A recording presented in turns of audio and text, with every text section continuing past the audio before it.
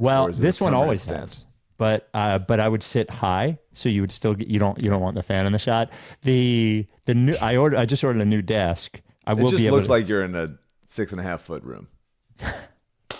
That's it. it looks like I'm the level of You're the level of the fan. Yeah. Yeah, we'll work on that. Wait till you see. Maybe I should bring it up for the next pod. We painted it, but the room that was going to be my office was all pink, like it was like for strawberry shortcake or something. It was the pinkest room you've ever seen. And we painted it, but the ceiling fan is still pink. So Is it if it's a nice pink? There's splash. some subtle shades of pink. nah, man, it That's not a legit subtle looked one? like it was strawberry shortcake's room. Yeah, I don't have any problem with pink, but it was just like any one color aside from, like a neutral mauve, or I don't know if mauve is a neutral color, like white or khaki or something looks psychotic in a room. So Well, here we go. This is the new era. New locations. I am the longest tenured location at this place. That's right true. Yeah. Wow. Good achievement. There we go. CJ, we've seen like 3 places for you, right? This is technically the 5th, because I started here. I started the podcast living with my parents still. Wow. Then I moved myself. Then I moved in with Kelly in our first apartment. Then another apartment in Philly, and then here in Bethesda. Well, this must be 4th for me. You started Since in Well, it Yeah, has to. 3rd, I think. But I think that not all for of them are on video. Yeah. For Yeah, video. yeah. For video, it was Springfield, Delco, Springfield, New Jersey, and now Mullica Hill, New Jersey. Yes, 3 for video. This is 2. Wow. 2 for video. You're the most stable. This is only the second place you've lived on your own, right? Or no? No. Because you I've lived in had- the last I've- place for a bit, right? Yeah, last place was like 8 years. That's the place before that where I had the headset mic was not on pod or not on video. Mm-hmm. And then before that was where I lived with Sharp for the year. Yeah, that would have been the first place we did the pod. Where the Hinky call dropped out was in the Sharp apartment. Oh, wow. Yeah. But that was phone. That was before you were even on the internet. Yeah. You're on the phone. The internet didn't exist. No, it was pre-internet. We didn't have it. Nobody had it. Yeah, it was just something people maybe looked into the future and stuff. We did a pod all about what would happen to the Ricky if we had the internet. Yeah. Mm-hmm. Pod predates the internet. Yep. A lot of people don't know that. Yeah. Mike invented social media. He was there before. He was like, hey, what if I we see all had something. whetsites where we could annoy the shit out of Post each this other? stuff. Post Other stuff. than just like, texting hour-and-a-half long podcast links to our friends. Yep. Taking up all the audio. The rights taking up all the audio, is that what you said? All the available memory audio. is what I was going Right, for. Yeah. right. The Rights to Ricky Sanchez podcast is presented by Draftkings Sportsbook. Sign up for Draftkings Sportsbook by using promo code RTRS. Brought to you by MortgageCS. Become a MortgageCS Ricky VIP by going to mortgagecs.com/Ricky. Briggs Auction, the official auction of the process, briggsauction.com. Big Barker Therapeutic Dog Beds. Get yours at bigbarker.com/Ricky. And Surfside iced tea and vodka. 2 grams of sugar, 100 calories, no carbonation because iced tea shouldn't have bubbles. On the show today, sort of like a hater's paradise, I would say, for me going on in the NBA playoffs so far. Maybe have a prayer up for Jimmy Butler tonight, but JJ Redick and the Lakers eliminated. James Harden, Ben Simmons, and the Clippers eliminated. Tobias Harris, we'll talk about his performance as well. Also, TJ McConnell talks about his experience in the process and Brett Brown as a coach. We potentially add to our little brothers for the sacrifice at the lottery party. And I would like to get Mike's official stance on all Giannis trade scenarios. We've dicked around a little bit on that, but I want to get official stance. Providence Animal Center, lottery party in part benefits Mama T's Community Fridge. Tickets do. And Providence Animal Center. Providence Animal Center has another event that week that I will be at, is their annual gala, the Gimme Shelter Gala. You got to get dressed up. I'm getting dressed up. But it's a beautiful, beautiful event. And the tickets come with an open bar. It is May 15th in Newtown Square. We will put the link to buy tickets in the show notes. And Surfside iced tea and vodka. So my new house here, we have a backyard, like a big backyard, and a deck. And my wife loves the deck. And we were sitting out on the deck Friday night, drinking Surfsides, and I made her watch the video of the Delco pooper for the first time while she was drinking a Surfside. And Mike's wearing a Surfside hoodie as well. It's the place to watch it. Yep. And I posted it on Instagram, the picture of her, and Surfside was nice enough to repost the picture of my wife watching a woman poop on another person's car in Delaware County. That's what Surfside's all about. That's all about the backyard and internet videos. 2 grams of sugar, 100 calories, no carbonation because iced tea shouldn't have bubbles. Get it wherever you get your canned cocktails. And if they don't have it, fucking pound on the desk and say, get me Surfside. But until then, you can just go to statesidevodka.com and order it. You got to be 21. Love Surfside. Without any further ado, Amos and the chef. Larry, sweetie, the man is here.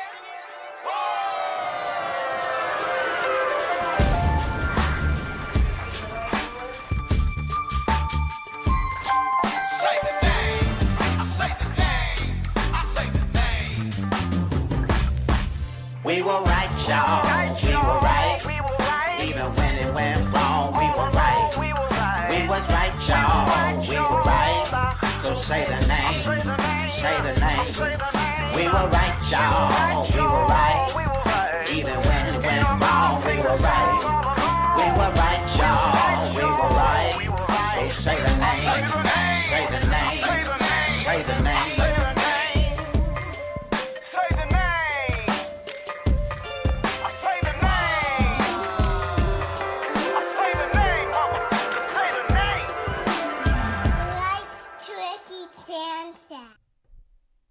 Whoa. Did I do that? Or did CJ do that? I don't know. It just ended, didn't it? Yeah. Oh, no. My fucking internet. It's your internet. That's it. Yeah, I hate this fucking internet. Not going to comment on it. Wow. Welcome to the Rights to Ricky Sanchez podcast. I'm Spike Eskin, along with a guy whose internet works, and he's got the most stable home of all of us. That is one Mike Levin. Here we go. Oh, boy. I got it. CJ, if Spike drops out, you pop in. We just seamless transition. We don't need it at all. Spike has moved. He's in a new spot. There's a fan attacking him right at his head level. Yeah. We're getting the kinks out. That's a good thing the Sixers aren't in the playoffs because... Oh, can you imagine? But they're not. So that's they're fine. not in the playoffs. We don't have to worry. Another good reason to be grateful for the things we were spared. Yes. No playoffs. Pretty good. Now, there are teams. Well, there are still teams. The NBA playoffs go on without the Sixers, believe it or not. And some teams not playing any longer. Now, the last time we checked in on the Lakers, they were going into game 5 after JJ Redick had threw a tiny little baby tantrum after being questioned about playing his 5 starters the entire 24 minutes of the second half. The entire 24. Tiny little baby JJ Redick, and JJ Redick and and his tiny little baby self and the Lakers have been eliminated. JJ questioned the conditioning of the team, said that maybe some guys were in playoff shape, other guys weren't. Did he really? He did. He could question the conditioning of the team when he played only 5 of them the entire half? He did. He did question their conditioning. We got a voicemail about JJ, 833 Lickface. Here is the voicemail. Guys, Nate here, long time listener, very, very, very long time JJ hater. I am just shocked and stunned that the world's smartest coach, the man who invented basketball, JJ Redick, saw his team flame out in 5 games. But don't worry, he's not to blame. It's the conditioning of his team. I can't wait to hear who else he scapegoats and what other excuses he comes up with. But let's just all agree that we want to see Luka leave JJ and LeBron in LA. And we want to see JJ fired 15 games to next season. Thanks. There it is. So hard to see, so hard to believe that JJ Redick would be so frustrated with everybody but himself. I think that, I think JJ Redick actually shares a bit of a character trait with Nurse and Budenholzer in that I think they think to an extent they are the main character and their scheme will sort of outdo everything. And if it doesn't work, if the team is not successful, it is a function of the team not executing what they told them to do. Because I can sort of see it in JJ's eyes, and I kind of feel it with Nurse, and I definitely think it with Budenholzer. I think JJ, now with far less experience and no championships as those other guys do have, but I feel like JJ has a little bit of that same personality trait. I mean, he's got a lot of personality traits. Yeah, well, he's a little tiny baby. He's got quite a lot of them. He's a little. It's just tiny it is baby. The lack of self-awareness to say our team has a conditioning problem, and I played 5 players for an entire half. I was essentially, most of what you're doing as a coach in the NBA is just making substitutions, and the fact that he decided not to do any of that in the third and fourth quarter of a basically a must-win game is a fun choice. And then to push back against the reporter who said, like, are you going to lean on your assistant coaches with more experience? Him bristling at the idea that he's inexperienced, even though he clearly is. He has no experience. 0% experience. Yeah. We are currently watching his experience. This is it. This is the extent of it. And then to say that conditioning problem is so funny. It's like cartoonishly funny. Clearly that's aimed at Luka, and there's an issue there. I would agree. Of course. But like, you certainly didn't do him any favors. No, dude. I bet he'd be a little bit better conditioned or a little more fresh if you maybe gave him 3 minutes off here and there. Right. Yeah. That's just wild. It's just I don't know that I fully crystallized in a great way why I thought it was so insane last podcast, but like, it is insane. The role players playing 24 minutes is absolutely insane. Everybody on the bench sitting there. And then in game 5, he played. Who's the guy from the Mavericks that he didn't play all Maxi year? Kleber. Yeah. He didn't play all year. Apparently, he hadn't even practiced with the team. He was injured, yeah. So I guess, I don't know if it was the first game he was cleared for or what, but yeah, he brings him out. I mean, that's just, if I'm any other player on the team, I am leaking things about JJ to the media. Oh, yes. Are you Leak kidding it to me? us. Yeah. We're the media. If like Shake Milton wants to reach out to us and talk about how awful JJ was, that would be great. Anything like that would be awesome. Gabe Vincent, who I've obviously stand for on this podcast on a number of occasions, would love to hear from him, what he has to say. But yeah, I mean, just to be such a recent player and to be such a dickhead is just, it's unlikely and really special. Really special achievement from JJ. Well, and we asked Morey this, but I think if you asked any general manager, would you rather have the smartest, best X's and O's coaches in the world, or a coach who understands how to manage the like personalities and and egos of the most famous athletes in the world? They would probably take the latter. And he, it seems like quite clearly has no skill. Like, they're going to want to murder him. They're going to want to murder him. I would love that. If they murdered him? Just an anarchy, just a complete throwing him over the bus. Yeah. Him becoming Doc's assistant. No, over the bus. He gets thrown over the bus and then under the bus. You have to throw him out first. You can't just throw him right under it. He has to get thrown over it. Over the bus, then under the bus. So then LeBron, who is never, and I know you love LeBron, but let me have my little moment here. LeBron loves to throw people under the bus. Sure. Over then under the bus. Sure. So, mid-season, they make a trade for Luka Doncic, which everyone recognized. Look, adding a player that significant midway through the year, not the easiest thing in the world, but everyone would agree it was the worst trade in NBA history that benefited the Lakers. Like, it benefited the Lakers, and it was also the worst trade in NBA history because of how much it benefited the Lakers. So after the game, LeBron, after the Lakers were eliminated, before they leaked that he had an injury, by the way, which is the LeBron fake injuries after they've been eliminated, there's a long list there. But here was LeBron after the game in the press conference. LeBron, basically from mid-January on, right when AD got injured, you guys started playing a lot of centerless basketball, and that required a lot from you and Doe and Rui and then Vando once he got back. Just from a physical, like, taxing standpoint, how tough was that for the last 3.5 months to play that style, and do you feel like that caught up at all in this series? No comment.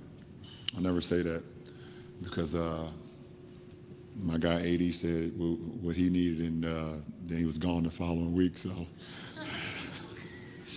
I got no comment.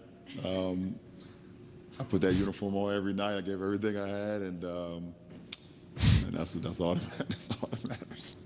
Well, first of all, the fake laughing is really weird. That is a comment. I just have to say. And it is a comment. You said no comment. He made a comment. That is what commenting essentially is. Yeah. Look, I mean, his man AD got traded. Like, come on, dude. Sure. I mean, first of all, he's 1,000 years old, so the idea that I'm sure it's not a fake injury. The leaking it is annoying, but yes. But I'm sure that he's got plenty. I could see when I saw that he threw him under the bus. I expected more throwing under the bus. I think that was just him saying, I don't want to say what I needed, and then I get traded the way AD did. I don't think he was saying it was a bad trade. Yeah. I don't think he was saying it was a bad trade. I think it's more like we didn't have a center on the roster, essentially, that could be playable. Jackson Hayes is just not like a viable playoff center. So the fact that they didn't have one, they tried to trade for one in Mark Williams. Trade gets rescinded because of the physical. It was a weird situation, and the sense of like LeBron could say, yeah, you know what? Optimally, we would have a center in there. This happened on the run, and everybody did the best they could. Like, it's not fucking hard. No. Of course, you're right. You're right. I'm just saying. I'm standing up for the idea that it's like that is. When you say like it was one of the worst trades of all time, which it was more for the next decade than it was for this season specifically. Sure. Yeah. Yeah. But and also, LeBron is not like necessarily going to be part of why the trade was so lopsided, because it's like, hey, here's essentially your replacement as the face of the Lakers for the next decade. The Rights to Ricky Sanchez podcast is presented by Draftkings Sportsbook. As we were mentioning, the Sixers are not in the playoffs, but you can still participate in the playoffs by watching it or by betting on DraftKings Sportsbook. You could do both. They're an official sports betting partner in the NBA. How about this, Mike? And we'll get to the series in a second. The Celtics are a minus 800 favorite over the Knicks. Wow. I can't remember a 2-3 series ever being that lopsided. That's interesting. I mean, it's huge. I might hit that. The Cavs, I might hit that. The Cavs are only a minus 425 over the Pacers. Yeah. And the Thunder minus 700 over the Nuggets. And to one win injury, and the Celtics are vulnerable. You know, they're not exactly an incredibly deep team either. Well, you think one injury? Yeah, if it's Tatum or Brown, I think, and the Knicks, if the Knicks like manage to stay healthy, I think they're Knicks are pretty thin too. Oh, of course. Yeah, that's what I was saying. But if it all of a sudden becomes like your 6 against our 6, yeah, Tatum was already injured with the wrist thing. Brown has been getting injections and stuff. So Porzingis, etc. The Thunder are plus 130 favorite to win the championship. Then the Celtics at plus 200, Cavs at plus 500, Timberwolves at plus 1,600, and the Warriors at plus 3,000. That's all at DraftKings. Look, you could bet on each game. You could do same game parlays for the game. You could bet on how many points your favorite former Sixer is going to score in a playoff game. And if you're a first timer for DraftKings Sportsbook, you bet $500. You bet $5. You can bet $500 if you want, if you can afford it. But if you bet $5, you get $200 in bonus bets instantly.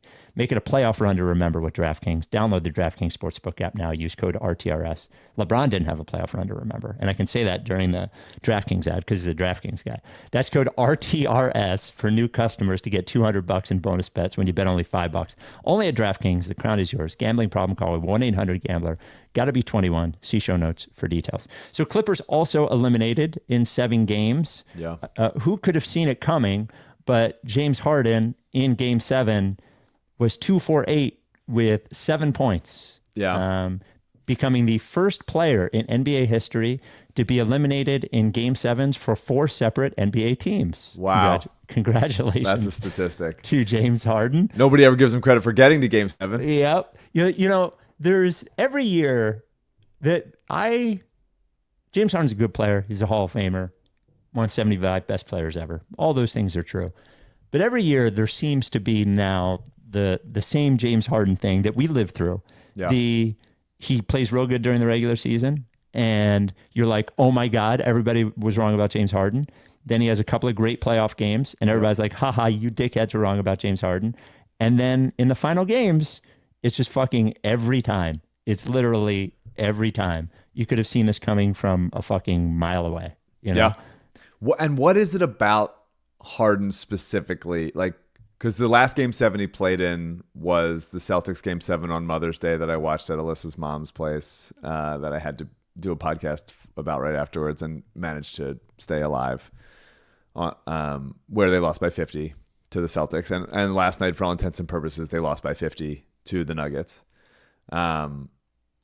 It's something about Harden specifically. It's not just losing, it's losing in a way that completely lets go of the rope. Yes. Like it is infectious. The way that a good way to describe it.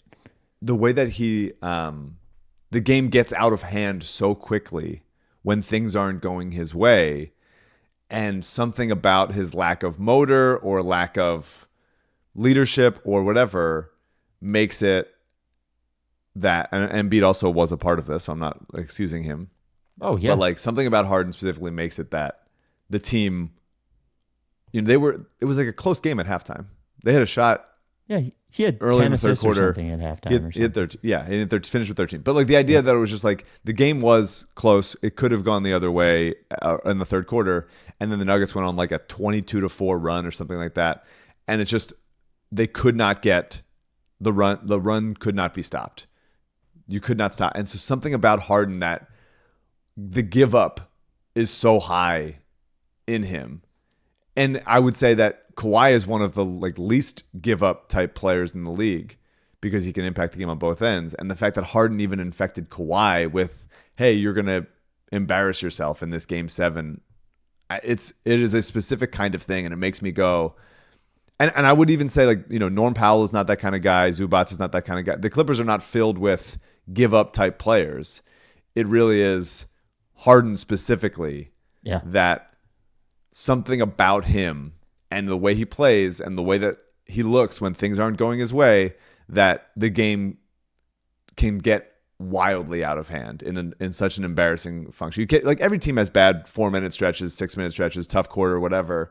But the fact that Harden's are so bad that the game is out of reach is like almost unique among, superstar level players. I don't even know. Yeah, I mean, there's something there.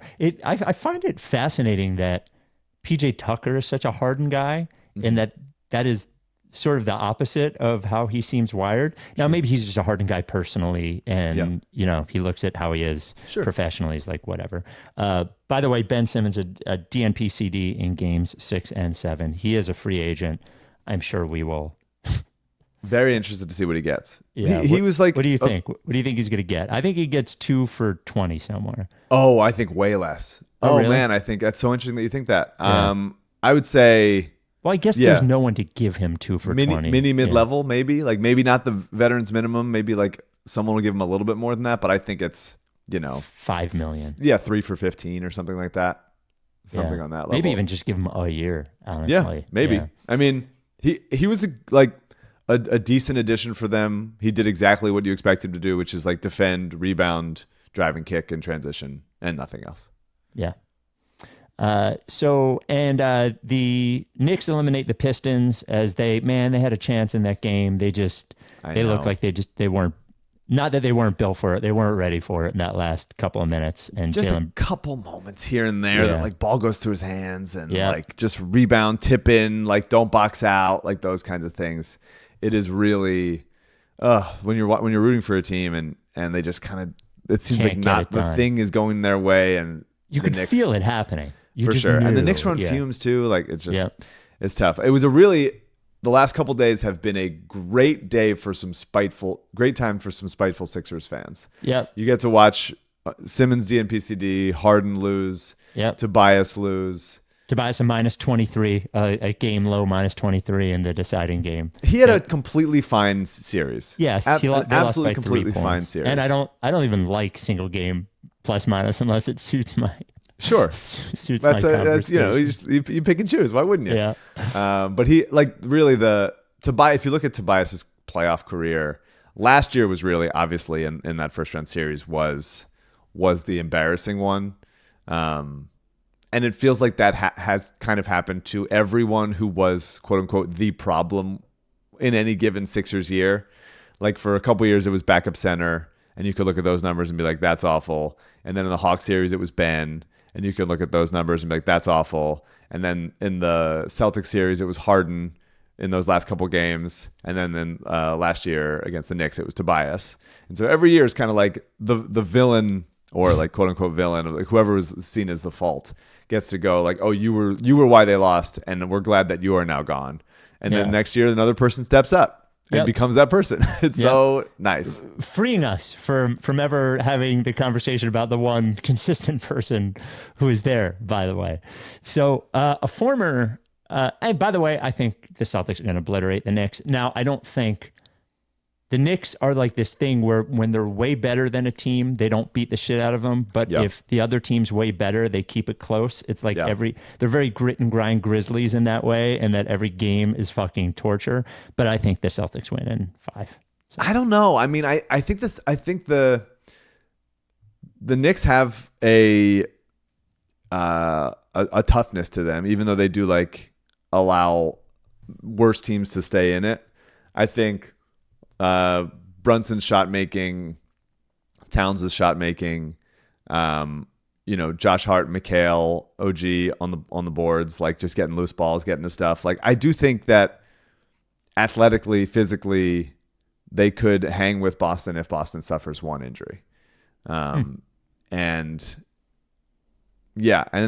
also it is not easy to, the year after you win the championship, to just go and do it all over again.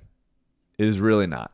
And so the things that maybe Boston has swept under the rug, or just been like, all right, there's enough professional continuity between all of us that we could overlook some stuff.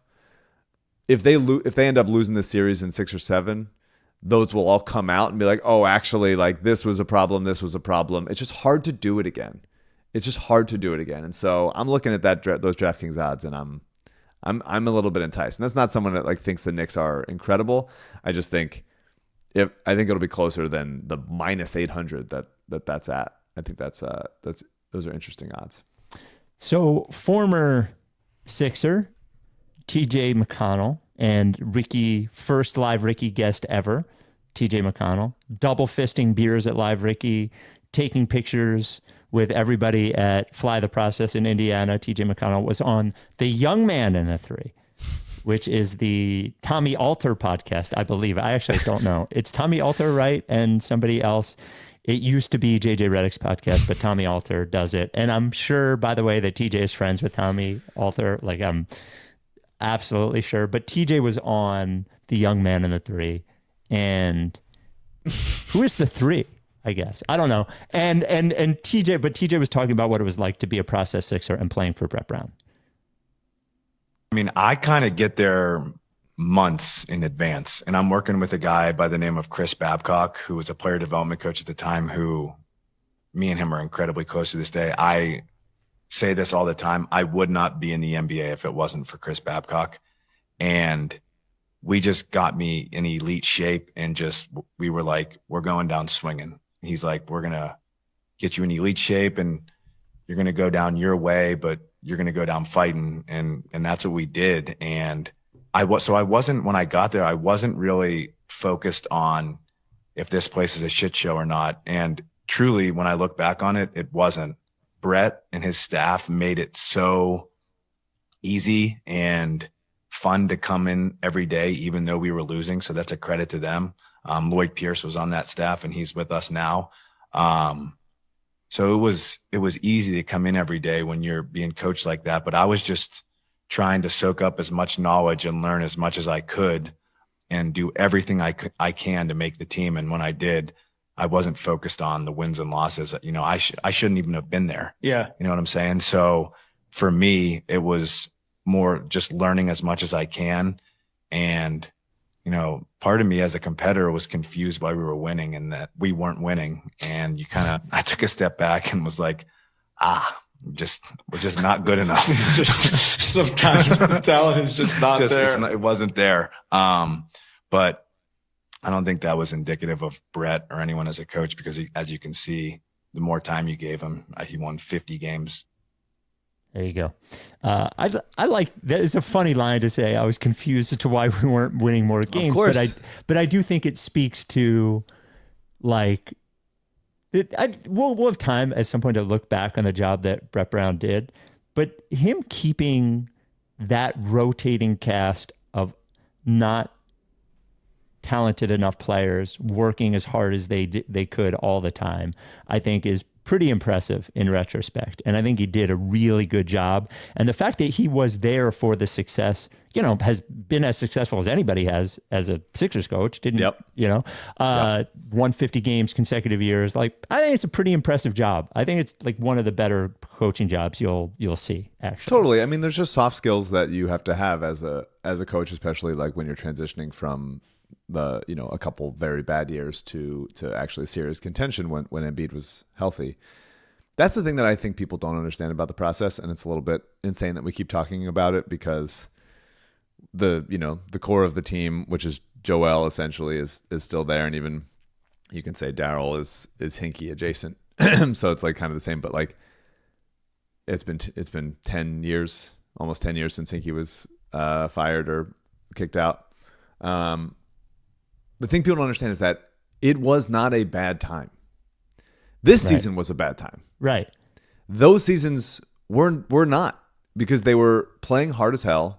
For the most part, until some weird stuff with Okafor and some other stuff. Like, for the most part, they were likable guys to watch and root for and watch get better and watch turn into like real professional basketball players. And Brett had a great attitude all the time about it and was a fun character. Like, it was rebuilding years, so nobody was confused by what was going on. But as far as being the fan experience of watching this team and caring about them, it was not a bad time. It just wasn't. It was a good time. A bad time.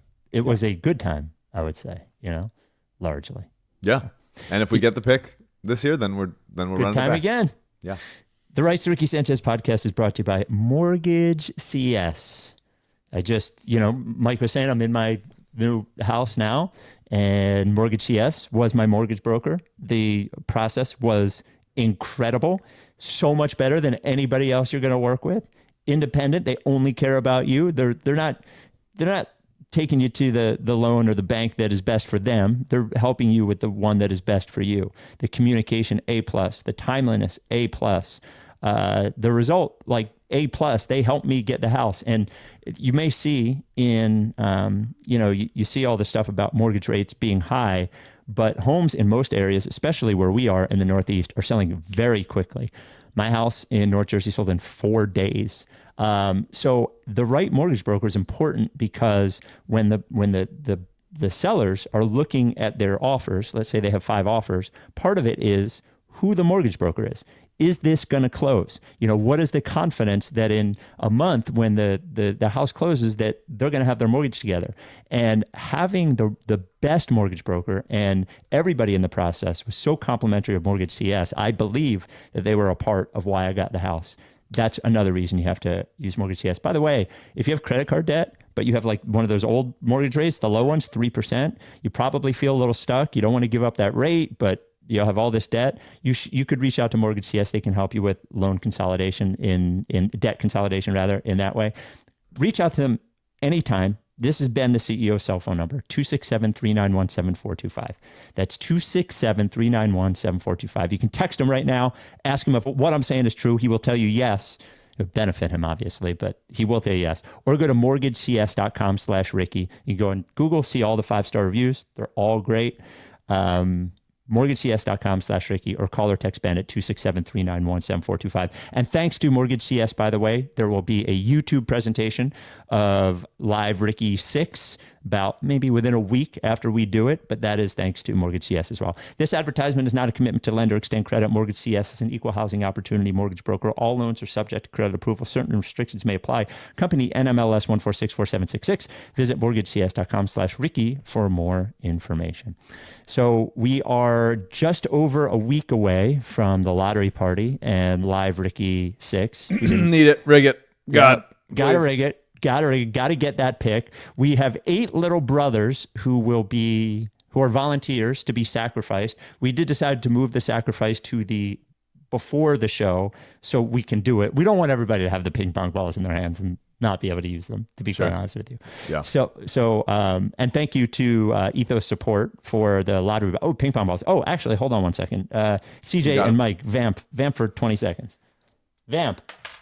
CJ, how do you think I'll handle it if the pick doesn't convey?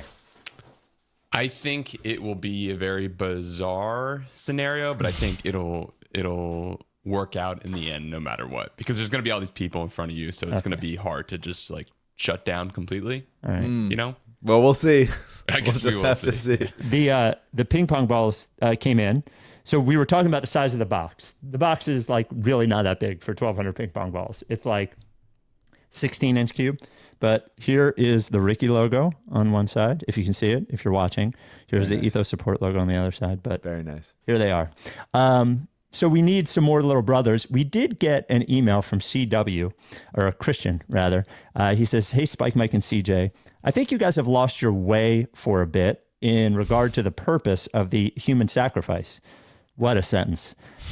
The original intent of the idea was to disagree. Disagree. Yeah. I feel like our way is pretty solid, strong way. Yeah, we're going the right way. Human sacrifice at a live show? Sounds good to me. Feels fine. The original intent of the idea was to be a threat to Adam Silver as to what you guys would do if you did not get the pick. That's if the human sacrifice is prior to the drawing of the lottery balls, you lose your leverage. The sacrifice is meant to provide. That's fair.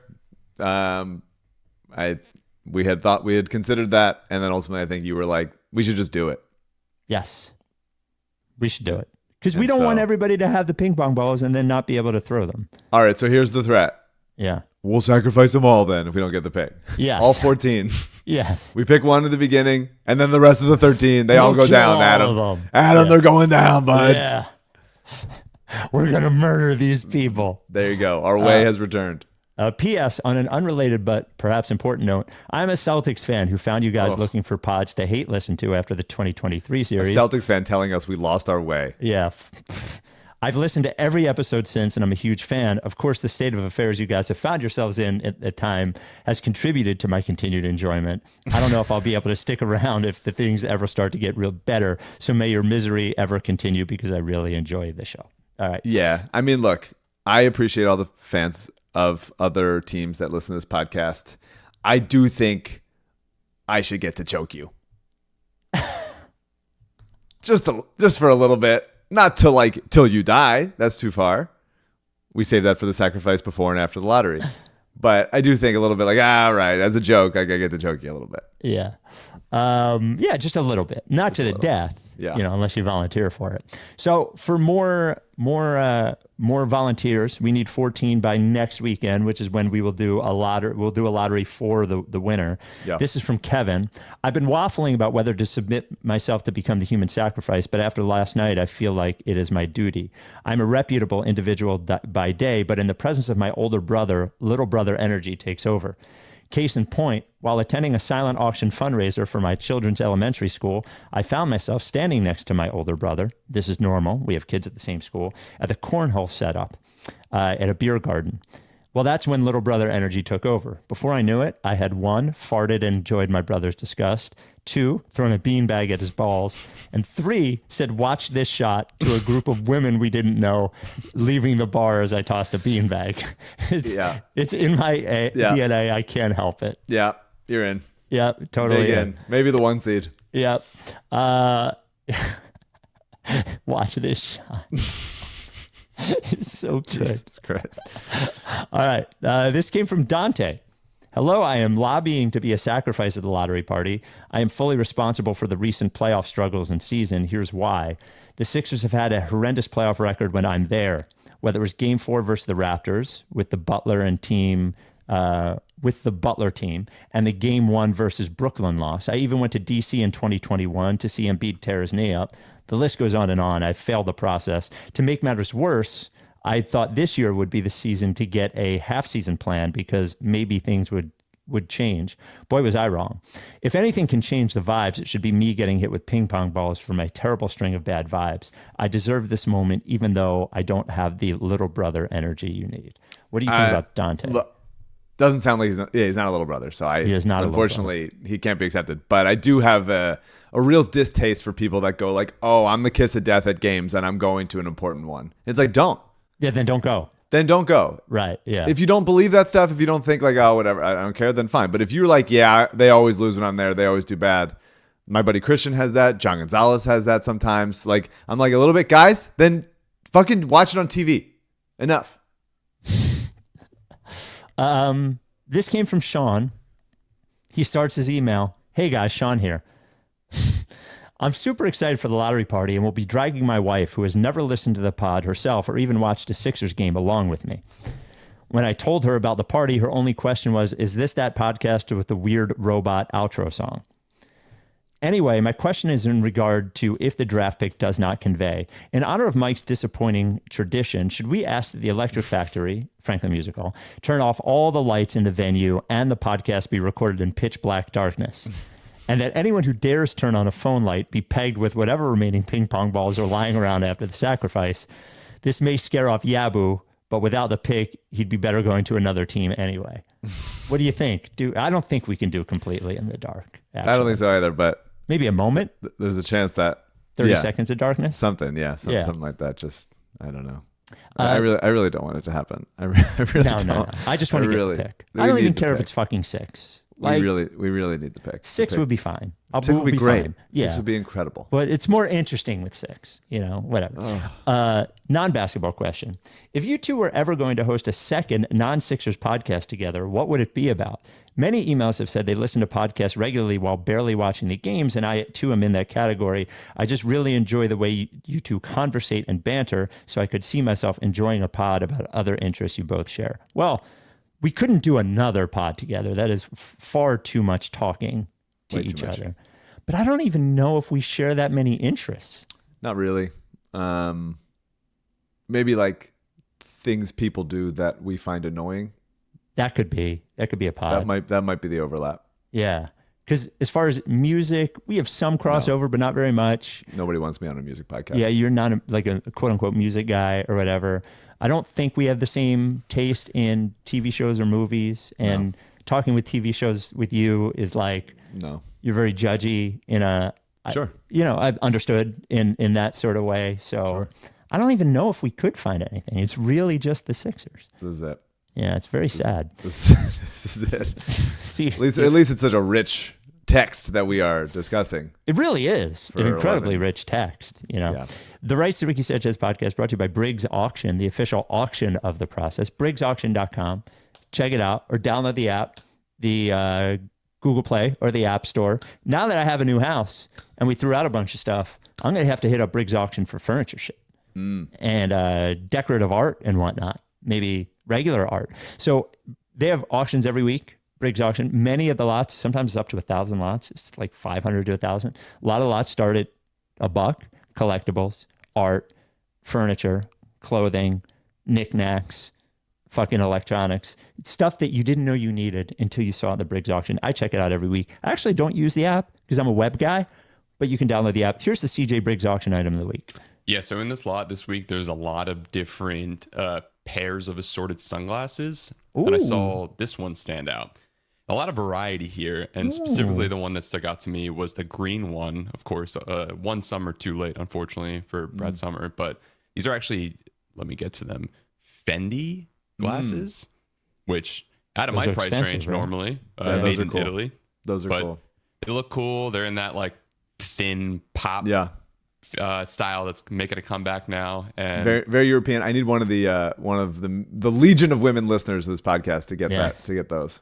Yeah, very European. We got these thin styles. I think these were made in Tokyo, in Hong Kong. Very cool. Yeah. Well, not Tokyo, but Hong but Kong. still cool. Yeah.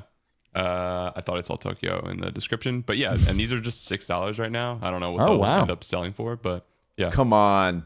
Yeah. Somebody get it. I love online auctions. One of ours. At Briggs because I'm competitive about it. I fucking hate losing. I was texting Steven from Briggs. There's still a watch from 2 months ago that I have auction regret that I didn't up my bid. If you win the auction, as CJ and I have, you can pick it up anytime on Saturdays as they have open pickup or by appointment only. Actually, we did get a voicemail about this to 833-LICK. Why does Mike hate Briggs Auction? Spike buys stuff, CJ buys stuff. Mike, they'll work with a shipper. What are you waiting for? Yeah. What are you waiting for, Mike? Why does Mike hate Briggs Auction? I've bid on Briggs Auction stuff. The Bobby Breu ball being one of them. Oh, there you go. Yeah. But I know I never won one. I should get into it. It's hard to add a new thing to my like routine. My like diet of stuff that I do. Well, and when you're bidding on stuff, you have to stay active on it. But I do like it and appreciate it when I have gone there. I've found myself enjoying it. I just thought it was really funny voicemail. And if you want to get rid of a bunch of stuff that has value, Briggs Auction is the best. Delco, family owned, family operated, but kick ass. They are truly kicking ass. Send an email to info@briggsauction.com. That is Briggs Auction, the official auction of the process. And final email on the lottery party. This came from Louis, but I think it's Louis. Spike Mike and Professor Jack. I've been listening to Mike talk about our pick on virtually every episode since January, saying, and I quote from the transcript of the past 2 episodes as examples, the pick needs to convey, and I really need the pick to convey. I really do. Isn't that the exact opposite of what we want? We want the pick not to convey. If we don't want conveyance of any kind. We just want it to stay right there. Or am I missing some kind of subtle Ricky lore jargon such that have the pick convey just means to have a successful outcome like we did with the Kings pick when we did want the pick to convey? If so, can we use that expression for other Sixers wishes, like in signing Quentin Grimes would be a great move for this team. We need that pick to convey. No, I mean, this is fair. As someone that earlier in this podcast got on LeBron for saying no comment and then commenting, I do think we are, we have to hold ourselves accountable. I think we want the pick to not convey. I think this is fair and correct. Right. Yeah. Keep the pick should be the chant. Keep the pick. Keep the pick. Pick, rig pick, it. not swap. Yeah. No swap. Rig it. Just rig it generally. But rig yes, even though this is actually kind of like a little brother email to get. But so if you're a little brother, Lewis, then you're fucking in, dog. But no, this is fair. This is fair. And then non-basketball question. I pulled a suit out of my closet to wear at a recent event and found the notes from my mom's eulogy that I delivered years ago. That brought up some feelings about who might step forward to give my eulogy when I pass. After sitting with that, I started to have some fun with the idea. All right. And led me to wonder who from the Sixers universe would you want to give your eulogy? And whose would you like to deliver if you were asked to speak at their funeral? So who would you like? Now, he says Sixers universe. If we are part of the Sixers universe, I want Andrew Unterberger to give my eulogy. He is the most thoughtful writer. I saw him give the eulogy for his dad. It was awesome. That's very doable. That is a wish that could happen. Yes. Yeah. So this is official now. An official request. Yeah, Val, just ask AU to give the eulogy. That'll make it easier on everybody, probably. And I would want to give yours specifically because I know wherever you were looking down, you would be like, why the fuck is Spike giving the eulogy to my Sure. I took the question more in the who's affiliated with the team. I think as someone affiliated with the team, I think Brett would be a very good pick. Yeah, Brett would be amazing. I think Daryl would not be good at it. No, he'd be out of breath. He'd be vocal frying. He'd be umming the entire time. Keith giving my eulogy would be fun. That would, wherever I was, I would enjoy that on a different level. But yeah. I'm trying to think if there's anybody. Yeah, Daryl would be bad. Yeah, Brett would be really good. And who Maxie would be very sweet, obviously. Yeah, I've never even spoken to him. Yeah, Maxie, come on the pod. Yeah, Maxie, come on the pod, then you could give the eulogy. I'm trying to think who from the specific Sixers universe would I want to give the eulogy for. I don't want them to die, by the way. I don't know. I'll think about that more. It's hard to imagine them asking us. Yes. It is. But I do think I would do a good job for Joel. I do think if he's considering, I think I would handle it appropriately. Okay. Giannis.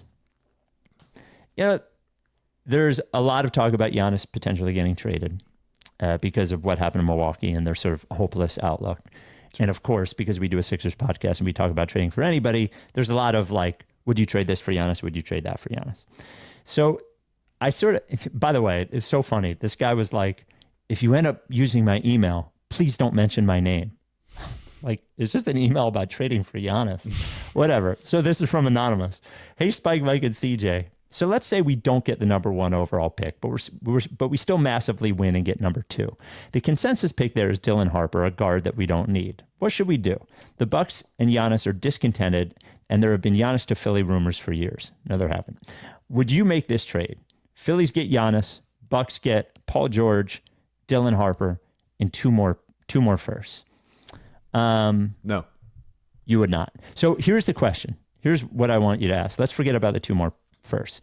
At what point, and let's forget about the Embiid thing that you fought with Sixers Adam about. Let's just talk about Paul George. Okay. At what point in the pick going backwards thing do you say, yes, I will give up that pick and Paul George for Giannis?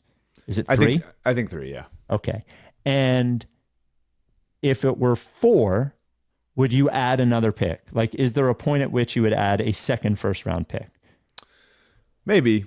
It's to me, it's if it's not 1 or 2, and it's probably, even if it's 2, it's probably not. I think Milwaukee would rather get the Rudy Gobert haul. Where if it's just there. 5 picks. Somebody will give it to him, I think. It seems, yeah, I mean, it could really only be at this point like Miami San Antonio, OKC, you know? Yeah, I mean, I have to look around, but Utah. Yeah, it'd be tough. I just don't think the Sixers. I don't think there's a deal here. Basically, I don't think that there would be something that makes sense for the Sixers and what they're trying to do, and what makes sense for Milwaukee and what they need to do, which is basically like a full, complete rebuild. Didn't they just give their GM like days ago a contract extension? They did. Yeah. For what? I'm not sure. Maybe that is a like Giannis likes him, so we'll keep him. But now it's, to me, that's so they've been so bad at drafting. They've let tons of people walk. They trade Drew to Portland, basically knowing there was a real chance of that getting rerouted to Boston, and then that helped contribute to their demise. You know, they trade for Dame, which is, you know, a trade that you probably have to make, and it's worth understandable trade, but it is like, you know, a small guard on the downside of his career. So I don't think that Milwaukee has done a great job, and I do think that for Giannis and for the team and for everybody, they should trade him to whoever offers them the most picks, so that knowing that this will be a long, exhaustive rebuild. Anonymous also says, P.S. I'm a MortgageCS homeowner. I love you guys in the pod. See you at the lottery party. Love it. So this email came from Scott in Utah, a very regular emailer. Scott fucking hated Tobias. I can tell you that from his emails. Writes RickySanchez@gmail.com. I'm excited for the lottery and very much prefer off-season Mike to regular season Mike. Due to a bit less Sixers talk, these pods have been great. Spike, I loved your comment about Alec Bohm, including the playoffs. Bohm at 6'5", 220, has now gone 150 at-bats without a home run. His last home run was on September 20th. That's crazy. I'm not a Bohm guy. I've never been a Bohm guy. So watching him slap at the ball Larry Bow style doesn't surprise me. By all accounts, Dombrowski tried to dump Bohm over the winter, so it wouldn't be a shock to see Bohm gone by the deadline. Although he clearly has little to no value, I think he has 1 year of arbitration left, and there's no way in hell Dombrowski extends him. On X, I saw in the last 100 regular season games dating back to July 1st, Bryce Harper has only 15 home runs. I believe Harper's OPS has dipped to under 800 in that span. Harper had an elbow injury that definitely hurt his production last season, but they've nearly finished a quarter of a season, and Harper is still putting up role player numbers. He's slashing 235, 367, 417. My point is, I don't think these things are being talked about enough, although Harper's lack of production seems to be picking up. Spike, I'm sure you cover all that on your radio show, but I'm in Utah, and I'm a busy man with kids, so I don't listen. could you guys dive a bit deeper into Bohm and Harper on the pod? And I know Mike always wants to talk about the Phils, so I felt like Bohm has he's been so putrid in so many ways. 3 walks, by the way. That's just hideous. That makes me furious. He is 6'5", 218. He has 3 walks. And by the way, there are 11 players. I bet he can't even dunk. He's fucking 6'5". I'm sure he can't dunk. He's 6'5". He's got nothing. He's the slowest guy in the world. I've never seen anybody slower. It's remarkable professional athlete to be that slow. He's a baby. I mean, he is a baby. He was crying. Just drive the damn ball. Like drive the fucking Lift ball it for once. a little bit. You fucking. But yeah, I think Harper's thing is like more. Hey, he's not having a great month, but he hasn't been horrendous. That happens. It's baseball. So I'm not reading into it that much. Not even with. So here's my concern with Harper. I would largely agree. However, just to add some context to it, he will be 33 in October. Mm-hmm. He's been in Major League Baseball since he was 18. Mm-hmm. He's got a pretty violent swing, and has always played pretty like. He has a little bit of dumb hustle to him, but plays pretty hard. I wouldn't say he's Utley, but he is a grinder in that way. And he's had a lot of injuries. He has had arm stuff. He's had back stuff. And I guess sort of wonder, I don't think he's going to hit 230 all year, but I guess I sort of wonder at what point does he transition into, he was like probably a top 10 or top 15-ish player in baseball. And at what point does he transition into being like a top 40 player in baseball, looking at the production of the top 10 guys now, and he's not even like same. So that is my concern, is that I think the injuries and the time have all taken its toll. And by the way, he was never like a 50 home run guy. He was like a 30 home run guy. So, does he become a 268, 19 home runs sort of guy, as opposed to, and a 816 OPS as opposed to a 900 plus 27 home runs guy? Sure. I mean, I think he's still above his career average in walks, below his career average in strikeouts. So that nets out well. His batting average on balls in play is quite low. So there's going to be some positive regression there. But yeah, Jack has talked a lot about them not throwing him fastballs anymore, and him not adjusting to it that well. Yeah. You can tell when he's not locked in, when he's like, not completely focused in an at bat, and he's sort of like swinging. He's guessing on a pitch, and he's like, if it's this, I'm hitting it 450 feet. But if it's not, I'm missing it by 1.5 feet. I'm not worried about him. I think it's totally fair to be like, hey, he's getting older, and so there will be less elite production from him. But I'm not so concerned that all of a sudden I don't think he's a fall off a cliff guy. Yeah, I hope not. Right, especially because we got 6 more years left on the contract, by the way, and a no trade clause. So I hope not. And by the way, just a real quick thing on Dombrowski, like, you can't let it get that positive that you're going to trade a guy like Bohm who doesn't react to that stuff that well anyway, and then not trade him. Like,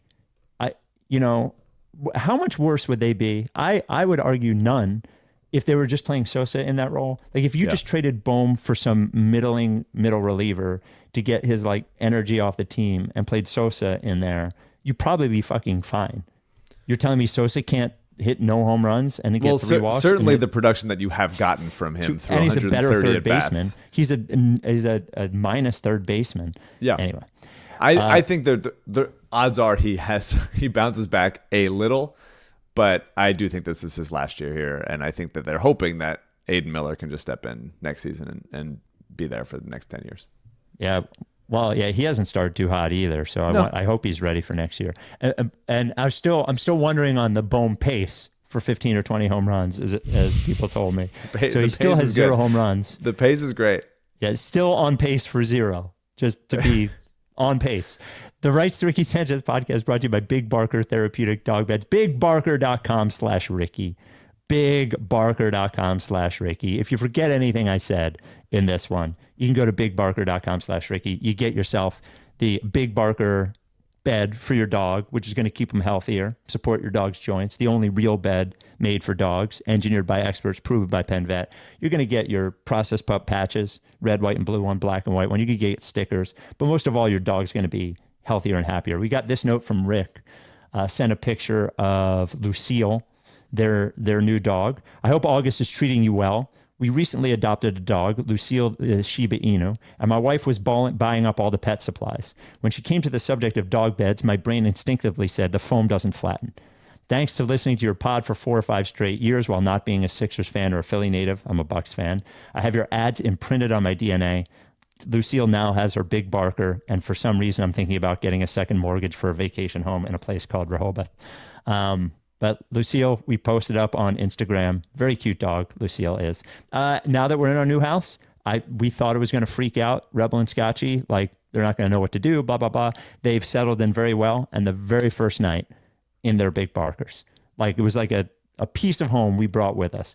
Rebel has slept on a big barker almost his whole life. Scotchy, since we got her. What it does is that other dog beds don't do is it is a real bed, a real mattress that supports your dog's joints. And as your dog gets older, arthritis comes in, and the effects of that will be less if your dog sleeps on a big barker. So if your dog is older, especially if your dog is bigger and starting to get a little creaky, limping around a little bit, big barker will make them feel better. And if your dog is younger, you want that dog to run around like crazy for later in their years. The earlier you can start it, the better. They even have tiny ones, the Barker Jr. up to the giant ones. The Barker XL comes in different sizes, different configurations, different colors, all that. BigBarker.com/Ricky. 10-year warranty. The foam won't flatten, or they replace it for free. 1-year at-home trial. If you don't like it, they will give you a full refund. They'll even pay for the shipping. Handmade in the USA. Big Barker dog beds. Which part should we go to now? This comes from Josh. Hey there, Spike, Mike, CJ, Norman, and Harold. Longtime listener, first-time emailer. Born and raised in Philly. Grown up a big sports household. Been a Sixers fan since I was in elementary school in the late 80s. Embarrassingly, I've watched every single Sixers game for at least a decade, but thankfully, I've also listened to every episode of the pod over the same time. Aside from being a complete sicko, I'm opening up a giant French restaurant, hotel, and rooftop bar and patio in Fishtown. It's called Fleurs. Here's an article on it. Here's my pitch. If Gershon Yabusele will commit to staying in Philly and playing for the Sixers, we will name a cocktail after him that will stay on our menu in perpetuity. We'll call it the Yabusele or the Gershon, or name it after his grandmother, or whatever he wants us to call it. I know he grew up in the Loire Valley in France. His family is from the Democratic Republic of Congo, and he spent time playing in Spain. We can incorporate ingredients that are representative of all three places. We can put a spin on his favorite cocktail if he has one. The cocktail can also be non-alcoholic if he would prefer. He's going to be there. I don't know if Yabu is going to stay because a drink is named after him. I think you'll like it, though. Yeah, I think you're basically committing to doing this, whether that happens or not. We have to ask him. What is your favorite drink? That'll be if he's could be a fun question. For sure. I'm excited to meet him. I think he's going to be a total delight. He's going to be awesome. I think we've been really lucky for the live Ricky guests that everybody has pretty much been down for the fun once they're up there. TJ, of course, was stunned by it and maybe was a little too down for it. Let's go through everybody. All right. So TJ was great. Hold on. What? TJ, the live pod, said, I'm not going to fucking Cleveland. And now the Pacers are playing the Cavs in the second round of the playoffs. That is a good point. Yeah. At the live show. So any Cavs fans that are listening that want some bulletin board material about TJ, go back to the live show from 10 years ago or whatever. I also remember how you could see in his face, you couldn't hear it in his answer. When we were sort of like, well, obviously Ben's going to be the point guard and you're not. He was not accepting that, by the way. That's the same guy that didn't want to accept that that why the Sixers were losing when they were filled with very bad players. And by the way, this guy has become he's been in the league for a decade now? Yeah. More than a decade. Probably got another 4 or 5 years left in him if he wants to be and become a really good player. It's always amazing seeing how good TJ has become. So TJ was great on stage. Dario was great, right? Yeah. Mike Scott was great. We gave him the hockey jersey. Said he was going to wear it in the finals. Not only did we not get to the finals, he fucking wasn't even in the league, I don't think, next year. Yeah. TJ currently has more career points than Ben Simmons does. Just did a quick check. And that's by a couple hundred. Wow. Well, TJ, yeah. How about that? Who else have we had? Paul Reed was great. Yeah, B-ball was good. Brett Brown, though not an official guest, was great. Alton Brand was great, though we put him in probably the worst situation we've put anybody. I don't know if you remember this, but there was some comment about a collar. Oh, yeah. And I remarked and looked at him and I said, well, that's a normal collar you're wearing. And people started chanting, normal collar, normal collar. He didn't like that. And he looked at me and he is a kind man. And he was so mad at me at that moment for doing that. And I said I was sorry and he stayed. I think he wanted to leave. I think if you look at the video, you might even see him say, get me the fuck out of here at that moment. Have I forgotten anybody? I think that was everybody, right? They were all great. I think Yabu will be awesome. Choo Choo was great. Yep. The quote unquote final lottery party. Yeah. Everybody comes back. Bands always come back for one last show. Yep. And a lot of times that one last show is even better than the previous shows. Right. And that's what we need for the lottery party. This one. CJ, can you see in the rundown in the emails, there's a highlighted Reddit thing. It's a video. I've been waiting to get to this, and if you could put that up there after I read it. This came from Vince to writesrickysanchez@gmail.com. Yo, I'm in New Orleans. I went to the bathroom in the airport, and the toilet seat sanitary covers were like magic. I was instantly reminded of last offseason when Mike talked about how he loves shitting on the weird little flap on the normal sanitary covers to make a poop hammock. I don't like shitting on it. What a sicko. I don't like it. Here's the New Orleans toilet seat in action. Sans person. Yeah, this one's sick. So what happens is you flush it, and then it just moves to a new piece of paper. Yeah. Beautiful stuff. Yeah. Yeah, I've seen those in various places around the world. I've not seen one of those. It's good stuff. It's good stuff. Good sanitary stuff. I wonder where it goes.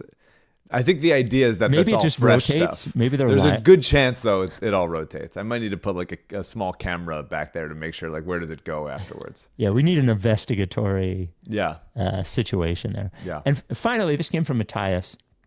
Or Matthias? I think it's Matthias. Hi guys, my name is Matthias, the Sixers fan from Paraguay. I haven't written to you in a long time, but I needed to share this with you.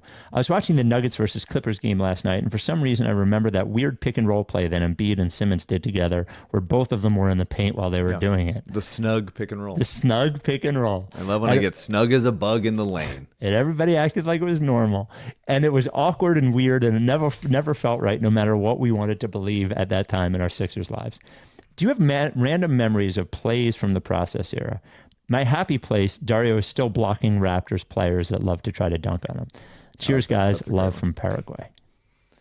Embiid's first basket lives with me against the Thunder. Mm-hmm. TJ shot against the Knicks. Sure. Still lives with me. Mm-hmm.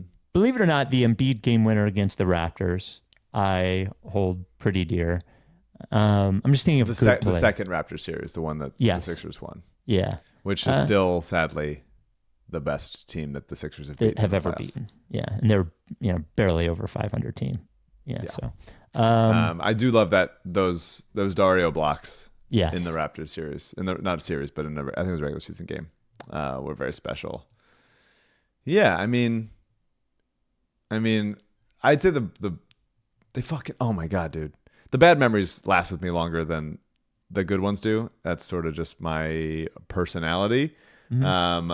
But the Game 7 of Nuggets Clippers last night, and they just fucking out of nowhere, no build up, no warning, no like make sure no children are in the room, show the Kawhi shot. Oh no. Just like, don't do this. Yeah, that's the one. You assholes. Yeah, that's the one. It really, and it is shocking still to watch it bounce as many times as it does. I've never seen a shot bounce in like that. If it was like a toilet bowl type thing, where he like runs around, then or- pops up and goes in. And you're like, oh man, that's crazy. But that shot like deserves to go in. Usually, when something toilet bowls in, it's like that should go in. That shot I've never seen. I've played and watched and coached so much basketball, and I've never seen a shot come close to looking like that. I play like this. I don't play like that. When I play, I'm pretty intense. Mike playing basketball. I'm in my prime. Honestly, Sign me. But also, you did say I coach I just- basketball in Los yeah. Angeles. Coach Mike. Coach Mike. When she does this, do that. I ran a 1-2-1 zone. Coach my ass off. sorry.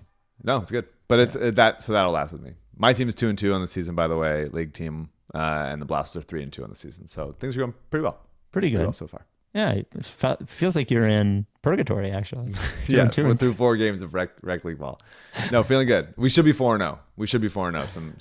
Some rough mistakes, and I wasn't there for one of the games. We lost by 4. So we're gonna be good. We're gonna be in good shape. Because of our ability, because of choking against the Heat and choking against the Celtics more notably. Choking? What do you mean choking against the Heat? Well, going out like dogs against the Heat. When we lost in 6 against the Heat the year before we lost to the Celtics. Yeah, that was a Joel not healthy. Yeah, thing, but so we it was still went out in a very pathetic way. I don't disagree with that, but that doesn't linger for me the way the other ones do. But Sure, that's fair. I think the Kawhi shot bothers me a little less because it's like it at least feels it's not their fault. Well, it just feels like less like a missed opportunity and more like a bad break. Like if we had the Certainly if we the least embarrassing. Yes, it just like happened, but we haven't followed it up with proof that that was a bad break. We've only followed up with proof that we would have probably lost the next series or something. So yeah, I mean the team was so different after that. Yeah, because if they win that, who did the Raptors play in the following series? I don't remember. The Bucks. Was it the Bucks? I'm pretty sure it was a Bucks team that the Sixers have still never. The Sixers will never. It was the Bucks. You're right. The Sixers have never played the Bucks in the playoffs, and I've always wanted the Embiid Giannis one, and for now several reasons, we probably will never get it. Yeah, and then obviously Fred VanVleet got crazy hot. Norm Powell was great in that series, all that stuff. But if that Kawhi shot doesn't go in and they win in overtime, which we've gotten some confirmation, which we can't talk about, that they would have won in overtime. They would have won in overtime. And that some people think we would have won in overtime. Some people think we would have won in overtime. But Danny Green. Well, Danny Green said on the pod. What did he say? I don't remember. I believe he said he thought the Sixers were going to win in overtime. Yeah. Anyway, yes. Right. Anyway, so yeah, Danny was a Raptor at that time. So I think if they win that game, they go and play Milwaukee. Even if they get to the conference finals and it's not a total embarrassment, I do think they have to give Jimmy a contract. I think they don't trade him for Josh Richardson and nothing else. Well, then what do? They just trade Ben? Or they sign Jimmy and don't, especially if Jimmy is the reason why, he's the reason why they were in that Toronto series. Odds are he plays around as good as he played in the Milwaukee series, and Tobias is still like a fine afterthought. Like in a world where they get to the conference finals, they're a game or two, maybe even they win that series. I don't think that they could let Jimmy walk when he's such an important part of the team. I think the entire world of this Sixers organization shifts with that shot in so many ways. And it's crazy that it went in.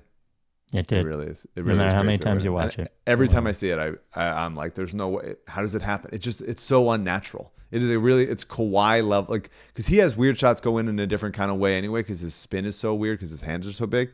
Yeah. But it is really unnatural.